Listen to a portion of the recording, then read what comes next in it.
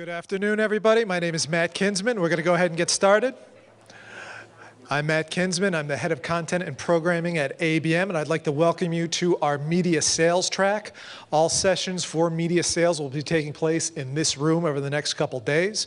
We still got some people trickling in from the break, but we want to go ahead and get started. As you heard in David Kieselstein's keynote, we've got a lot of publishers still struggling with digital revenue, a lot of publishers trying to figure out what to do with digital dimes and digital nickels. And this next session is really going to address that and take a look at how... We've got something playing over there.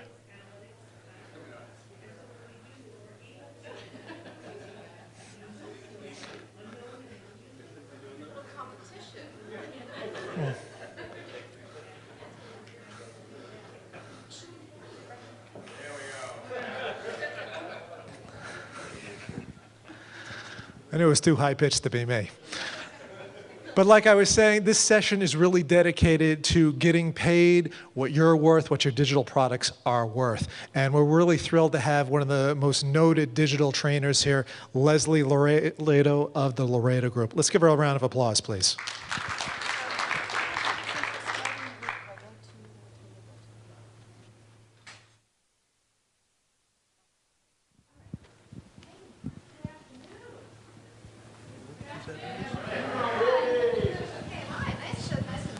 Thank you, Matt. I'll be also, by the way, I was invited to speak also tomorrow on future selling. So I'll be joining Tony Uphoff tomorrow and talking about some other things. So if you're around for 2 days in the sales track, you'll see me again, which I don't think I'm in the program. That was sort of a last-minute change of speakers. So great to see some familiar faces. Thank you. Nice to see the folks from New England Journal of Medicine, some others that have been trained by Laredo Group. And those who don't know us, we've been doing digital media sales training for 18 years. We just actually had our 18th anniversary in September for Laredo Group. Prior to that, I spent about 18 years selling what was, we didn't call it digital media, but I was selling online advertising from the very beginning of the industry. So I actually claim to be the oldest living digital ad salesperson in the world, because I've been doing it since actually the early 80s. So I bring to you my perspective on pricing, hopefully a very deep perspective, because I've watched this industry grow up and actually was very thrilled. I'll just give a little plug for myself here. About a week ago, there was a big story about the 20th anniversary of the banner ad. Did anybody read that story? I forgot what site it was on. And the first image that they were showing is how the banner ad had sort of kind of grew up from the original, we called back then, leaderboards on Prodigy. Anybody remember the Prodigy service? So they showed a screenshot of Prodigy, and the leaderboard ad on the bottom of the screenshot was from a company called Zeos, which was a competitor to the Gateway. They were a Dell Gateway competitor back in the 80s. I sold that ad. It was just so cool. 20th anniversary of the ad. The first in this show was a Prodigy screen with the ad I sold. So I'm like, yes. Anyway, so today they asked me to talk about pricing and revenue strategy. And part of this is diversifying and innovating ad programs, which is something I'm very passionate about. But I'm not going to spend a lot of time on the innovating ad programs part today. I'll talk a little bit about it because there's some sessions coming up on native advertising, and they really wanted me not to sort of take the thunder from some other sessions. But I'm very passionate about it because here's also why I mentioned Prodigy. Think about this. I was selling Prodigy leaderboards from 1986 to 1992. And now you look at a web page, and the leaderboard that was in the bottom of every Prodigy screen is now on the top of every web page, right? And I'm going, in 20 years, we haven't been able to do better than that. So I'm glad that there's a lot of innovation going on in ad programs and products and pricing, because that concept of the banner ad on screens is, I'm done with it already. So I'm glad to see and be part of the new and the innovation. So to kick this off in terms of pricing, I just want to give you a couple sort of thoughts about pricing philosophies. And one, I have to give some credit to this line. Pricing is not an exercise in discounting. One of my clients at Mary Liebert Publications was actually Bill Levine. Everybody knows Bill. He actually said this to me in a class, like, what a great line. I loved it. So I told him I was going to steal it from him. I actually want to add to it. I think we need to replace discounting with a sense of arrogance about your pricing. I cannot tell you how many people, when I ask, well, what's your price? Well, there's this hesitation to say, oh, we're priced at this, and this is why. And so when we do sales training, we actually coach people to talk about why you're priced at what you're priced at, and not to hesitate and be, the word arrogant may be a little strong, but be proud and confident of that word or of your pricing. So that's my discounting with arrogance, and that just means be confident in what you're selling and why the value is the value. I'll talk a little bit more about that later.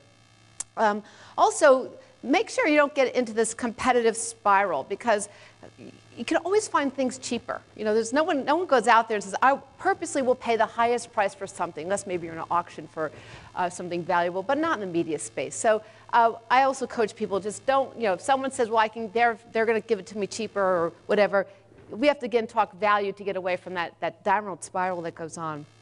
And this is just sort of, as sales growth, as your discounts grow, your sales volume will decline. So you want to avoid that kind of chart. Also, I want to talk a little bit about know when to price high and low. And this quote I just got from a friend of mine who's been buying media for 15 years in the industry. She now works for Disney. And she called me a couple months ago, and we were just chatting. And she said, Leslie, I am surprised, and I don't know why, because I'm surprised the highest price media I buy, the highest CPM, is still the best performing media. Like, I go, duh. It's like, there's real value. You pay more, you get more. And so pricing should reflect performance. And we'll talk a lot about that. Your pricing should absolutely reflect performance. Someone says I can get it cheaper. My first question would be, does it perform as well as ours? Can they prove it performs? And we'll talk about performance metrics slightly. We could spend a whole day on performance metrics. But it's really important to get that someone will always be cheaper. They just may not be the highest performance. And for most media buyers, what they really care about in advertising, think about it, we care about performance. Does our ad work? Where is it going to work better? And so that's a big part to me of pricing. And there's, again, talk about the trade-offs. There always will be a trade-off for everything we pay, for every price we pay. So some of my philosophies there. Pricing should also reflect your strategies. And I think it's very important to be able to, in the second point here, communicate your value. And again, I would love to see in presentations, I've never seen it in a pitch deck or a presentation, why the price is X. People avoid talking about the price in presentations. You never see it. I would love to have someone start a presentation, we are at $100 CPM and here's why. Okay, that communicates huge value and confidence. People, to me, who hide their prices are not confident they can substantiate that value. So I would love to see more of that kind of conversation going on pretty up front. And also avoid this, if you give it to me, if you discount it for me now, I'll come back and buy more from you later. Has that worked for anybody? It's never worked for me. It's like, give us a deal now, we'll do 10 times more things. No, it doesn't happen that way. So I think it's really important to communicate, again, that value. And that, by the way, also I think takes training to do. And this is the last point. Buyers tell me all this frequently. And we, by the way, we don't just train media sales, we also train agencies. So we have a really great perspective on both sides of the table. And I hope you remember we had a session with your big agency. It was a great session. We got everybody talking. It was fabulous. But I hear from media supervisors all the time. They tell their new buyers, tell the sales reps that their competitors are offering it cheaper. The sales reps will always drop the price, even sometimes lower than you expect. So whether it's true or not, they're being told to tell you that. So again, on pricing, and see, this is not a course on negotiation, but just be aware of that happens. So your price should reflect your value. Don't let someone tell you what they think your value is. You should be telling the buyer what you think the value is. And by the way, I hear that all the time. I hear the people go on sales calls, the buyer says, well, we only think we should be paying X for media. How did that happen? What happened in digital when we don't go in and say, hey, this is what we charge and why we charge that. So I think there was a real breakdown on the digital side. And I think it has a lot to do with what I call the digital CPM train wreck that happened. So the train wreck happened in the very beginning, and I was there, many of you were there, value add. Buy another page of print, we'll throw in the digital, right? Anybody do that? Some of you did that? You never did it, but a lot of people did, right? Across the board. So now we immediately said it's worth nothing because it's value add, because we didn't understand what the value was. And that was actually, I mean, I get to selling digital going back 10 plus years. You think it's hard now. You can imagine what it was like when no one understood the value, and all you had to do was like try to explain that value. The other thing that happened was the click-through rate became the cornerstone of measurement and value. And that just kills me, that's still today what I still hear. How many people lost a deal because your click rates were too low? Like 100% of the time. It's so frustrating to me. We actually do a great job training how to deal with that if it comes up a question in a course that we teach. But it's really important that everybody here start your presentations with this media should not be evaluated. This is different from search. Search is different from display advertising, from click-through rates. Clickers are not converters. There's tons of research that shows that. Just because someone clicks on an ad doesn't mean they convert. What you care about are people who get to your website who take action. And advertising has a part in that role, but it's not the clicks. In fact, what advertising is supposed to do, and this actually ties into the whole pricing sort of scenario, is that advertising is supposed to get people interested to take action later. Think about that. When people read the magazines and people read your newspaper, watch it. Did anybody watch TV last night and see an ad for something and then go, oh my God, I need that, and jump in the car and drive to the store at 8 o'clock at night? No. Does anybody get their coupons on Thursday and run to the store and use them as soon as they show up in your mailbox? No, we don't. They don't show up there anymore. But we always take action later. The job of advertising is to start the process, is to be the trigger, the stimulus in the process. And we need to get fair credit for that. Without advertising, we wouldn't have search happening. We wouldn't have people clicking through databases and other things. And that's really what the value has to be communicated. And I get very frustrated when I see that not happening. So do not let the click-through rate be the metric that defines your value of your CPM. Okay? And by the way, here's another really interesting thing. And I'm being very general across the board here. There's always exceptions. But I would actually, the best content, those who have the best content out there, I would actually start a presentation with, let me tell you something about the metrics. Our content is so good that you will actually have the lowest click-through rates on ads on our site because our content's so good. Right? That doesn't mean it's not working. It just means that the content is why they're there. Let's face it, we go to your sites to read your articles and other things. We don't go to, I'm going to pick on you, Art, a little bit. We don't go to New England Journal of Medicine sites to click on your banner ads. That's not where people go. Okay? But they'll see and they'll remember and take action later. Now, again, search is different. When you go to search, what do? You go to click on something, a paid listing, organic listing. And if you don't find something to click on, what do? You change your search terms. And you do that a few times till you find something to click on. If that doesn't work, you change search engines even. I mean, we do so much to get something to click on. That's why the click-through rates on search are very different. Don't let your advertisers compare that apple to your orange. They're not the same. So important there. Demand versus unlimited supply. There's ads everywhere we turn. We could put ads on everything. And we put 10 ads on a page now. And by the way, I remember not that many years ago, the New York Times had 17 ad slots on their homepage of the New York Times. So they've cleaned it up, and it's not as many now. But as we keep adding ad slots, that's what we sell. We're selling ad impressions. We keep creating this supply. Okay, the demand didn't keep up with it. So what happened? The prices dropped. It's a very common price supply and demand scenario. The other thing that happened, there was no differentiation between the type of sites out there, the taxonomy of media sites. Again, I think it's really important to go out and say, we're a premium site and here's why. Here's what that represents. There's a lot of sites out there that are not premium, and their inventories are in the ad exchanges and other places, and people can buy them. There's a very big difference between premium and non-premium inventory. And that has to be communicated, what you are, what you stand for. That's part of the value. This one bothers me, probably one of the most bothersome things, is the calculation of eCPMs, the effective CPM, after the buy. Now, there's two eCPMs out there. There's pre-eCPM. So if I go to you and say, okay, I want to buy these 10 ad sizes, what's my average for them? I want to buy a bunch of banner ads and some video and the sponsorship, and you put it all together and you average it out and you get me an eCPM. Or I might say, hey, your CPM's too high. Well, let me throw in some ROS inventory. We can drop the average down. I can get you your target eCPM. So that's the pre-buy part. Post-buy, what happens? And again, when I hear this happening, I just kind of like want to choke somebody. So the buyer will go, I just bought 10 sites, and I bought a site that had a $100 CPM and a site that had $10. They take their total buy, all the money they spent, and all the impressions they got, and they calculate a new eCPM post-buy. And they come back to the one who sold for 100 and said, our new eCPM is 50 because they averaged everything together. Well, wait a minute. We were 100 last time. How come we're 50? Well, that's our new eCPM.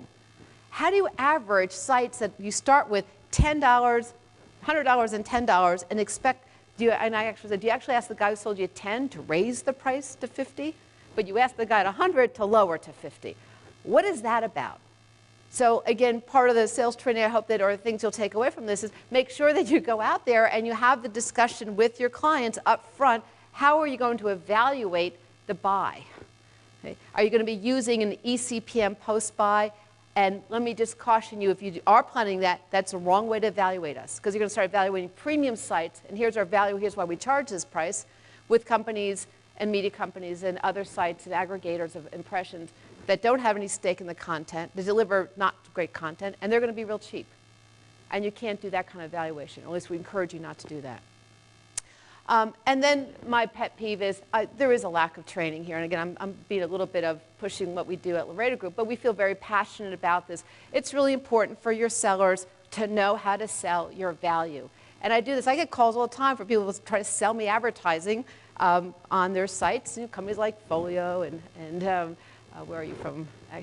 And I've had your team call. And one of the first questions I'll ask is, I'm testing them, by the way. I feel bad for them. They have to call on me to sell me ads. But I'll say something. So tell me what your CPM is, and tell me why it's priced that way. Is that a valid question? I think it is. Right? Your CPM is your true value. If your reps can't explain that, they shouldn't be selling. Right? They better substantiate, and there's lots of ways to substantiate it. We can go into sort of the reasons for that. So in print, we substantiate it because we have readership studies, and we have circulation numbers and readership numbers, and we have our demographic and firmographic data, and you have tons of research on the print side of media, and it's been that way for forever in print, and it's great. It substantiates why people buy print. Now, what's interesting is the currency in print. When I say the currency is what people buy, is they're buying audience size. They're buying how many readers, how many subscribers, what the circulation is, et cetera. Okay, they're buying the audience. Therefore, you have to have the data substantiate the buy, the currency. We add value to that currency by selling premium positions, cover 4, cover 2, inside spread, other things that we cover, that we'll sell for. And we also might value it different, depending a little bit on even the timing of the delivery. You might do regional editions, you might do other things. So the print world is sold by the currency of the audience. The digital world is different. Our currency is not audience. The currency, what the advertiser buys, is an ad impression. So we should be talking about how we get more value for ad impressions, because that's what they're buying. Now, the currency is, the audience is still part of that equation, who comes to the site, who's consuming it, but what they're actually buying is an ad slot on your site. Okay. So the currency is defined by, is it a banner, is it video, is it rich media, is it an expand ad, is it a rising star ad, whatever. We define the currency by above and below the fold. By the way, that right now, everybody know that above below the fold has gone away. It's not a big issue. What's an issue is viewability. Viewability defined by the IAB. The 50% of the ad must be seen for at least 1 second, 2 seconds if it's video. Okay? That's a big deal. Advertisers now are getting, they're very savvy. I want to buy from you, but I want to make sure at least 70, of course, the standard's about 70, 80% of the buy will be viewable ad impressions. So we're not talking about above and below the fold. In fact, by the way, sometimes below the fold ads have higher viewability than above the fold. Okay. So if there's better viewability, that means more performance. That means for some of you, that price above the fold ads, the top leaderboard higher than the bottom one, you might be doing it wrong. The pricing should reflect performance. So other things, order in sequence, frequency. One of the best things about advertising is frequency. Why frequency? It gets you to remember things. Remember, take action later? You need frequency. Those who publish monthly, it's hard to drive a lot of frequency when you're a monthly print product. In digital, I could deliver daily frequency. I could deliver the first ad you see in the second. I can deliver in sequence. By the way, some studies show that the very first ad someone sees when they get to a website is the most remembered ad unit. Should that have a huge premium tied to it? Sure. To me, that's the equivalent of cover 4. So you can make a lot of the premiumness tied to the ad positions very similar to what we have in print. Cover 4, back of book versus first third of the book, et cetera. And also content adjacency or content scarcity. That should have huge premiums tied to it as well. And I think we also have to start selling content adjacency again, because with the audience-based buying that's going on through the programmatic channels, a lot of advertisers losing sight of the clarity that the content provides. So an ad position that's properly, that is bought programmatically, but still within the right content is worth more than ads showing up outside that content. And my example that I've used, and some of you have seen in my training, I was on agweb.com, and at the very bottom of the page, I get a Sephora ad, because previously in the day, I'd been shopping at Sephora, and I get an ad on agweb.com that says, go buy mascara now. And I'm thinking, well, but I'm on agweb.com, and maybe if I was really needing to read that content about soybean production, I wouldn't run off the site to go buy my mascara.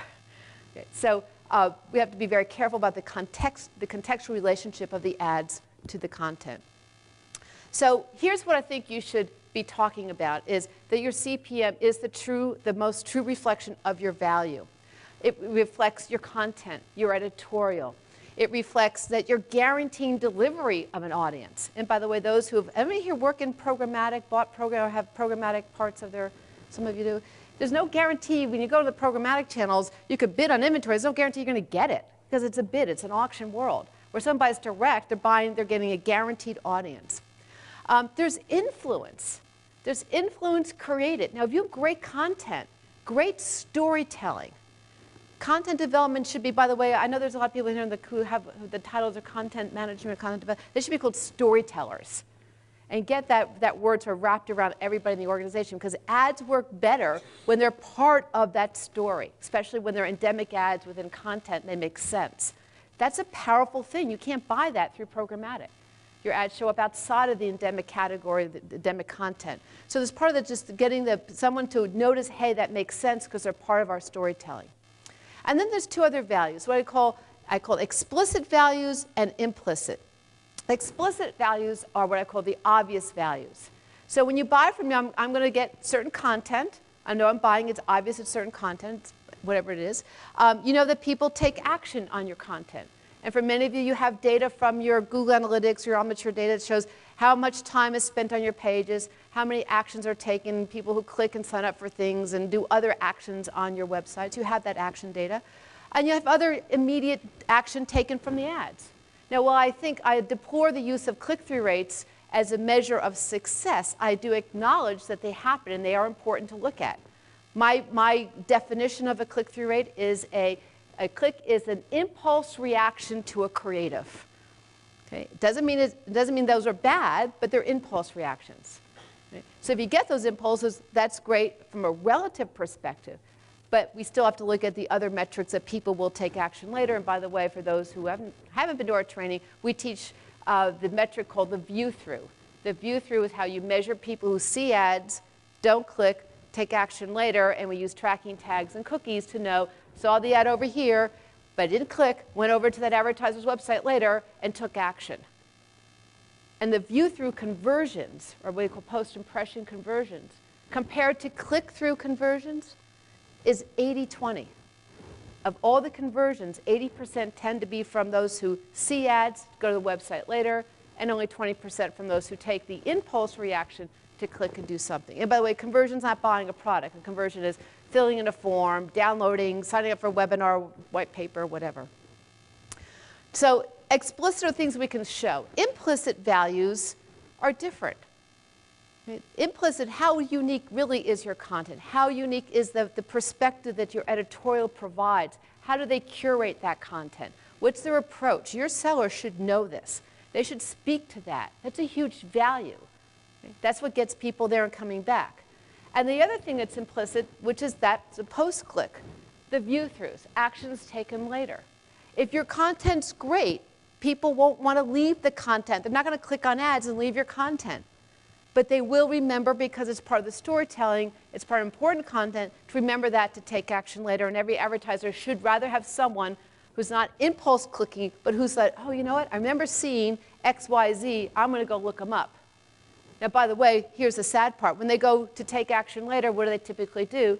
They go to Google and type in a brand name. And so we have this whole problem in our industry called last click attribution. Saw the ad here, thought about it that night, went home, Googled them, because that's the fastest way to find that advertiser, clicked, took action. Oh, your advertiser goes, oh, look at Google. They deliver all this valuable traffic that converts. And that's why a lot of people spend more money in search than they should, because they're using last click attribution versus backing it up to the start of the journey, the start of the decision process, and know that your ads influence them. So sellers need to be talking about that as much as they're talking about price. Where does the journey start? How do you influence that through your media content and the power of the content? And by the way, I bring this all up because that's what that feeds to me into how you price. And if you can't talk really, with arrogance about this part, you can't price it properly. And I see too many. I remember working with, I won't name the company, a B2B, because I'm not sure they're here at the conference, but a very large B2B seller in the medical space, and it wasn't your team. And I looked at the price and I said, and I think it was like $50 CPM. I said, you should double it. He goes, really? He goes, you think? I said, absolutely. From everything I've seen anecdotally, I think you're way under. This was a few years ago. And so they raised the price to 80. And I talked to the publisher a few months later, said, what was your reaction to? And I just said glibly, raise your prices. I think you're too cheap. And he raised it from 50 to 80. And I said, no one, they asked why, and we told them, and they go, okay. And I'm like, oh, you should have doubled it. So part of the selling, it's part of the selling value. So most of you in the room represent what I call premium content publishers. Okay? You have value in this ecosystem. And that needs to be explained, because too many buyers look at premium publishers and they compare them to ad networks. You can't. There's a huge difference. And so you have different ad products, and they're evolving, and you have multi-platform, online, offline, and you have many of you now are making, as we heard from Penton this morning, maybe more money from non-advertising resources at your company. But when I teach the buyers, when I say, okay, when you look at a premium publisher, here's the considerations that you have to have before you go into talk to them, is talk to them about content. How is it created? What's the curation process? Does the content match up to their campaign objectives? And lots of things you can ask about content. To ask about inventory. Where are these ad slots? How do they fall? What are the position? What's viewability? What are the clutter factors? Lots of things you can ask. Just, hey, where are my ads? Remember, the currency is the ad impression. So let's talk about where these things show up. Okay? And in what context and how that happens. And then you could talk about pricing. Again, you'll see many of you will have not CPM-based pricing. You'll have flat rate pricing. And by the way, anybody's doing flat rates, I encourage you to move as quickly as you can to CPM-based. You can scale your business much quicker, and a lot more opportunity if you do that. And there's also scalability and optimization things should be asked about, and talk about the content versus audience. And again, for B2B, that's not as big a deal now as it is on the consumer side. But there's a lot of selling has to go on with very well-positioned Tim Armstrong did when AOL first started selling audience and media, was the barbell strategy. You have to have an equal balance of data-driven media and content-driven media. And so if your clients are saying, I'm going to just buy it all from programmatic channels, it will happen. And by the way, that's what we'll be talking about in tomorrow's session, future selling session. But there has to be a balance. And we need to start talking to our advertisers about how they are balancing audience-based versus content-based buys. All right, so pricing approach.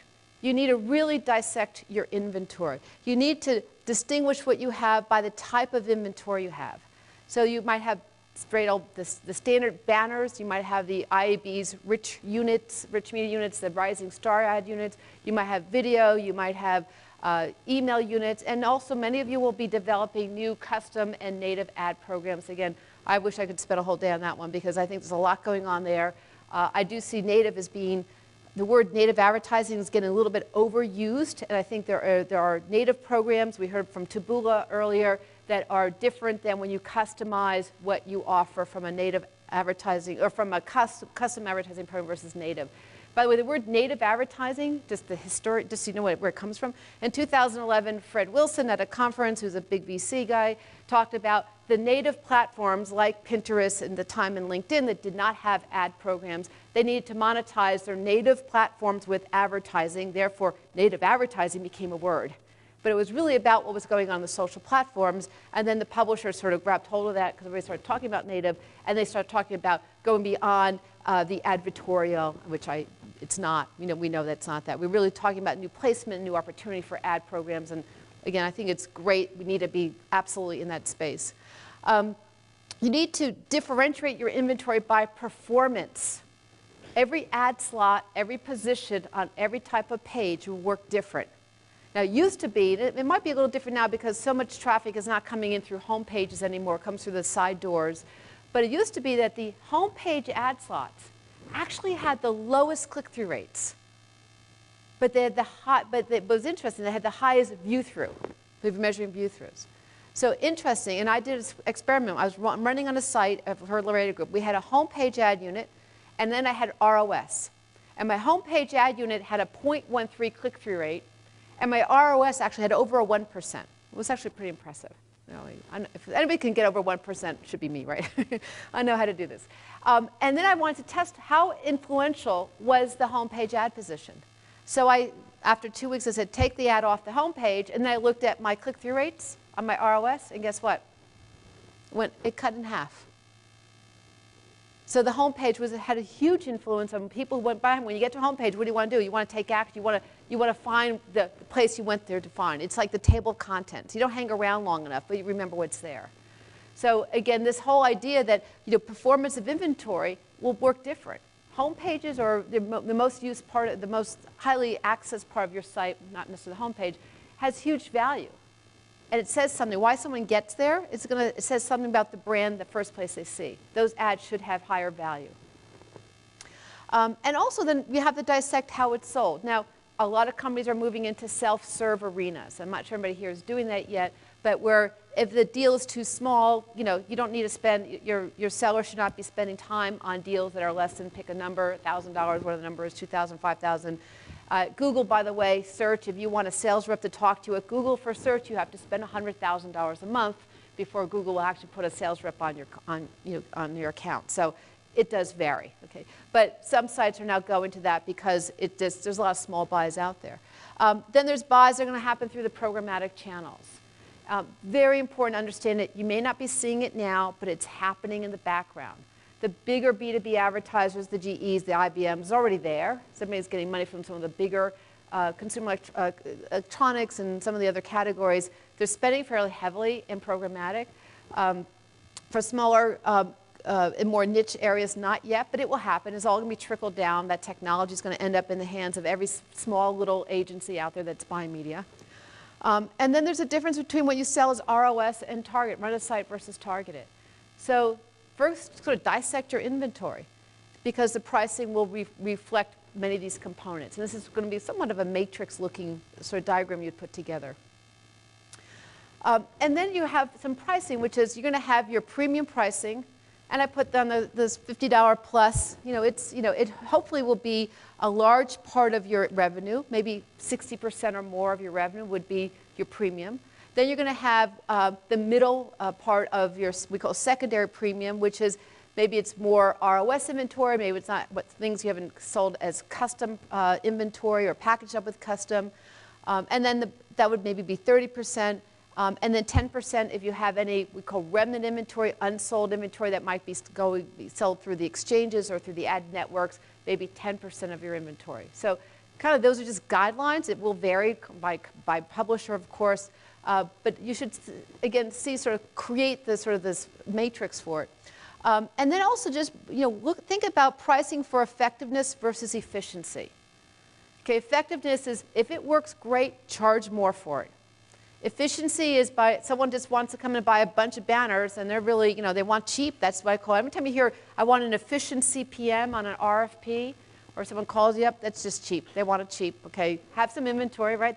We have efficient inventory. It's ROS. You package it up for them. But if you want effective inventory, that's not going to be cheap. And let me tell you about why it works. Okay? And the big thing here is getting into the why.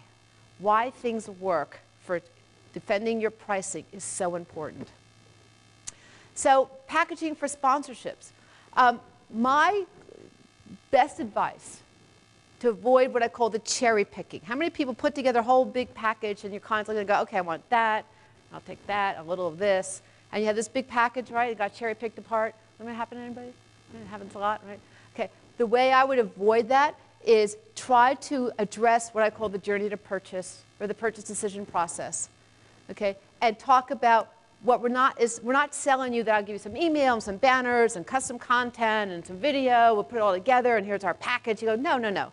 What we're selling is how we influence the journey to purchase. And when we package that way, you can't cherry pick it apart because if you pull out a key part of the journey, you don't get to the end of the journey. Okay, so the journey does include the front end, banner ads, intrusive ads, takeovers. It does include some maybe retargeting, remarketing. It does include some email blast, targeted email, all the things you can put together. And also, by the way, when you do it that way, it also will prevent your advertisers, hopefully, from going to other places for those pieces because now you're also selling for a market share position. Buy it all from us, we've covered the journey to purchase. So, and then also think of packaging your sponsorships by objective. Most sponsorships tend to be branding, but I've seen some that are more lead gen oriented. And they're looking at just how many leads did I get, or some other kind of DR response out of it. But package, again, against objective. And talk about how you reach those objectives, okay, through the journey to purchase. The front end is the branding, the end of the journey, the direct response, or the lead gen or something. By the way, I see a lot of you taking pictures of the slides. If you just give me your email at the end of the day, I'll send you the slides. So just anybody wants it, I'll just send it to you, okay? Now this is a journey to purchase slide. I actually stole the idea from Forrester Research. I have to give them the idea, or give them the credit, because they had a really cool looking journey to purchase for consumer products, not for B2B. So I took their idea and I made this up. It's going to be very generic, and what I would encourage you to do is do a version for your brand, for your products, for your company. And the journey is not this funnel shaped anymore. We still use the funnel a lot, but it's really what we call the inner and outer circles now. So the outer circle is all about do clients identify their needs and what resources, I just put a bunch down there that might be part of that identifying needs. And then once they have a need, they might start to contact a company. They'll go through the steps doing some research. They'll define requirements, set out RFPs, and then they're going to purchase. And then the inner circle is going to be, do they use, do they measure, do they like it, do they advocate for it, share reviews, et cetera, and that might cause someone else to purchase. So if you think of journey to purchase, think of it not as much as a linear, but more of a inner-outer circle. That's sort of how we think of the new definition of the journey. Now, I was working with Mary Liebert Publications in genetic engineering. We actually taught this in a class, and they actually took my words and made it into their media kit. This is actually from their media kit. So they talk about the journey. We actually also saw that today. I was very happy to see when David this morning talked about the day parting. I think day parting is a big part of digital media that's missed. That's part of the packaging and how we establish value, because we can deliver ads when people are thinking about things. Very different concept for print. In the broadcast world, day parting is all about broadcast, whether it's prime time or drive time. And then they even did it against the customer sales cycle, and they showed how their products fit in. So if you just go to their web, this is on their website. This is their media kit. I thought they did a really good job expressing the fact that when they sell sponsorships, they sell all these things that fit together because they're showing how they walk and push someone from the top to the bottom of the funnel.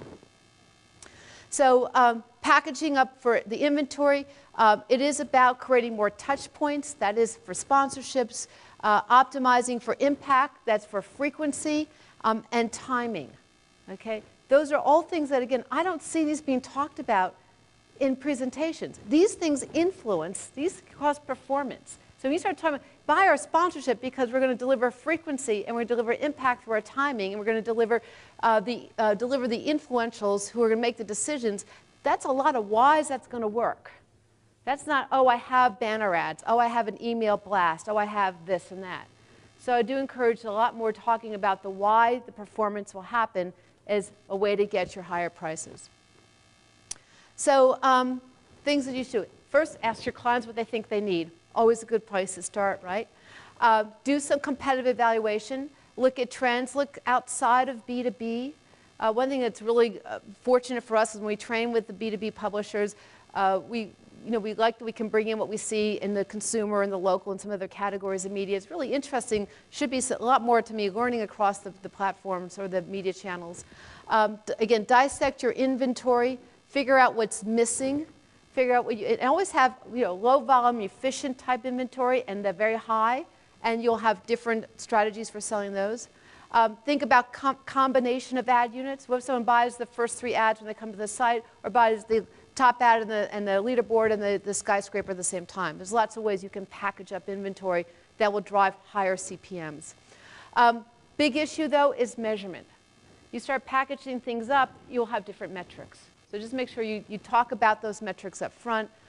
Talk about what kind of creative and content services can be added in, bundled in with that. Obviously, that can certainly raise the prices as well.